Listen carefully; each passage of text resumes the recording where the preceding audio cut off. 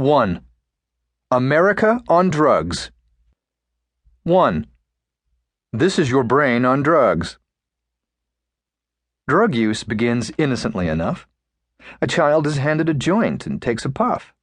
He's given a beer and has a sip. Some don't like it and they stop. Many of them continue to use occasionally, and some use frequently. Some become addicted. So many of the stories about addiction begin the same way. He was a good boy.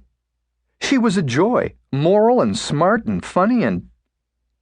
Of her son Kevin, Jacqueline Perriman says, "He was my beautiful golden-haired angel child."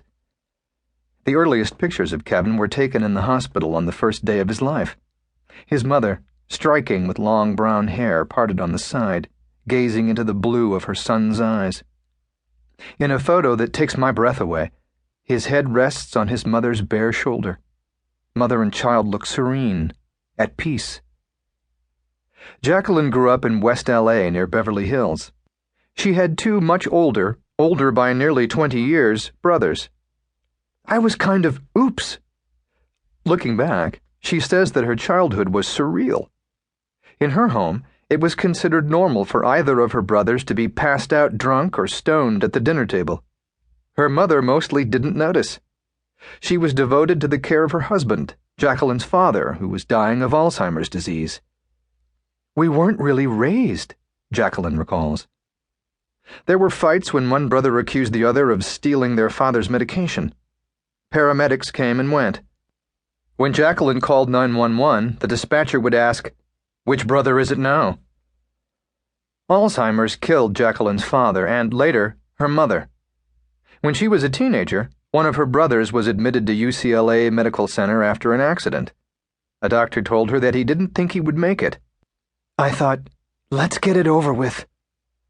Her brother survived that time, but not for much longer. 6 years later, he committed suicide. Soon after, her other brother died of cancer. Both brothers were high most of their lives. Jacqueline earned a degree in anthropology at UCLA, where she fell in love with and married a fellow student. Her husband got his pilot's license and a job at a regional airline and then with TWA and American. The couple moved to St. Louis, where she worked at the St. Louis University Hospital as a medical assistant in the OB/GYN department. They had 2 children, Kevin, born in 1988, and Jill, born 3 years later.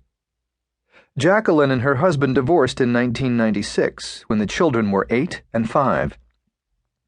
Given her brother's addictions, Jacqueline worried about drugs and talked to her children about them. Kevin had asthma, and so she was particularly appalled when she smelled marijuana on him when he came home one evening after playing with friends. He was 12. "What are you thinking?" He said what kids say.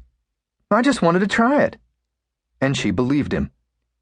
When she caught him drinking a beer, he told her the same thing, and she believed him again. She thought, kids experiment. Kevin read a lot and loved Legos and science. In the evenings, he'd stand mesmerized in the backyard looking through a telescope he'd built himself. He charted the planets and their moons. But then he became an adolescent, and all that stopped. He seemed tired all the time. He was surly, and sometimes Jacqueline thought he might be depressed. She brought him to see a psychiatrist who diagnosed him with ADD and noted that Kevin might also have bipolar disorder. He prescribed Depakote. Kevin became different. He drifted away from me, Jacqueline says. He was 13 when she discovered that he had taken pills from her medicine cabinet. When she confronted him, he again said he was curious. She said, "You have no idea how dangerous this is. You should have asked me if you were curious." Before they divorced, Kevin's parents had moved to a neighborhood in Chesterfield, Missouri, because it was reputed to have a good school district. Kevin attended Parkway Central High. She began hearing rumors from other parents that she found absurd, that her son had become the cocaine king of Chesterfield County. She confronted him. Kevin was adamant in his denial.